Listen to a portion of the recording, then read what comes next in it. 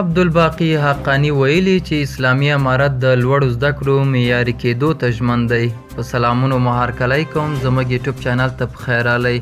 د لا بشپړو معلوماتو لپاره ویډیو راسره تر پایه وګورئ. نوموړی نن سه شنبې د غبرګولي په 10مه په کابل کې په یو خبري کنفرانس کې وویل چې د افغان محصلینو ټول حقوق او امتیازات ورکول کیږي. هغه له هیواد څخه بهر افغان علمي کادرونو څخه وغوښتل چې هیواد ته ستانه شي. ښاغلي حقاني وویل چې افغانستان به ډیر ژر آباد او له نورو هیوادونو سره سیال شي. مخکې د لوړو زده کړو بهیر په اړه د نوموړي پر پریکړو انتقادونه شوي دي. دا و زموږ نننۍ چمتو شوي ویډیو. تر بیا ښه وخت، ښې چارې.